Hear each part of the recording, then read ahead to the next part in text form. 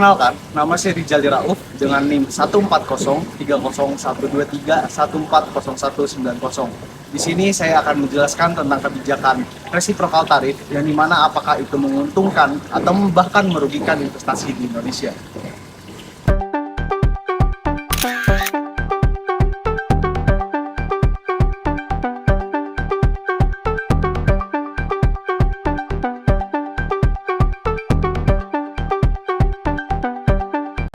Sadar nggak sih, kenapa barang luar negeri yang di Indonesia itu terkadang kalau kita beli itu mahal?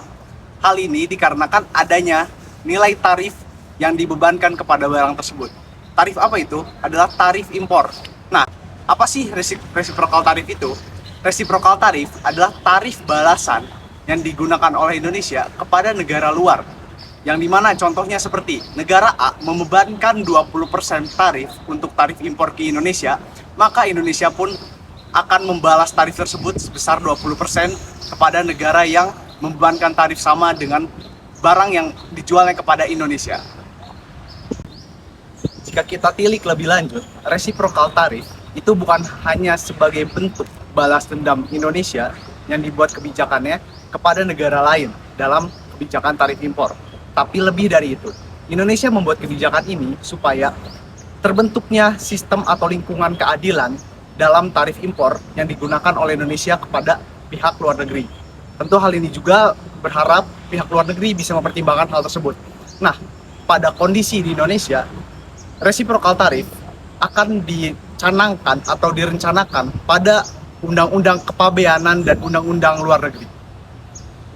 Tarif-tarif seperti ini biasanya diawali dengan kebijakan atau keluarnya kebijakan dari negara-negara maju yang bertujuan seperti negara-negara maju ini ingin memprotektif atau menutup dirinya supaya tidak terlihat seperti apa sistem perdagangan internasional di negara maju tersebut dan menuntut negara-negara berkembang seperti negara Indonesia untuk terbuka dalam sistem perdagangan internasional. Hal klasik contohnya itu seperti perang dagang antara Tiongkok dan Amerika Serikat. Perang dagang ini bukan hanya tentang berbicara bagaimana keadaan ekonomi global, tetapi juga berkaitan dengan politik dan keadaan dunia. Dengan dikeluarkannya kebijakan Indonesia, yaitu reciprocal tarif, tentu hal ini menyebabkan ada 3 dampak positif yang dirasakan oleh Indonesia itu sendiri. Yang pertama, dalam lini produksi, Indonesia lebih kuat dalam segi investornya. Yang dimana hal ini investor lebih percaya untuk menanamkan modalnya kepada perusahaan di Indonesia karena adanya kejelasan regulasi. Lalu yang kedua adalah memperkuat negosiasi dengan negara luar. Dengan adanya tarif balasan atau reciprocal tarif ini, tentu Indonesia memiliki posisi di kancah dunia atau di kancah global untuk mempertahankan tarif-tarif yang dikeluarkan oleh Indonesia dan bisa bernegosiasi atas tarif yang dikeluarkan oleh negara luar. Dan yang ketiga adalah memperkuat regulasi. Dengan adanya reciprocal tarif, tentu kebijakan-kebijakan tentang modal atau kebijakan-kebijakan tentang tarif impor dan sebagainya di Indonesia, tentu hal ini akan lebih kuat dan lebih tertata lebih rapi. Di sisi lain, Indonesia juga terdampak dalam hal dampak negatifnya dengan adanya kebijakan reciprocal tarif. Kebijakan ini mengeluarkan 3 dampak negatif. Yang pertama adalah resitalisasi dari negara luar. Nah, hal ini contohnya seperti apa? Negara luar tidak percaya untuk memasukkan barang produknya ke Indonesia karena adanya kebijakan tarif balasan tadi. Lalu yang kedua adalah keadaan politik Indonesia dengan negara luar yang memburuk.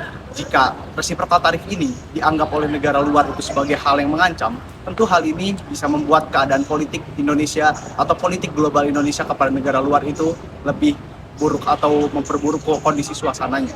Lalu yang ketiga adalah menambah biaya produksi.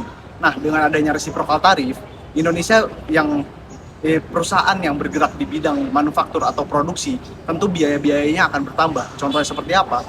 Jika Indonesia menerapkan tarif balasan, tentu mungkin negara luar meningkatkan tarifnya kembali sehingga tarif-tarif atau barang-barang produksi dari luar yang datang ke Indonesia lebih tinggi sehingga biaya produksi yang dihasilkan oleh negara Indonesia ini lebih tinggi juga sehingga beban-beban produksi akan lebih meningkat.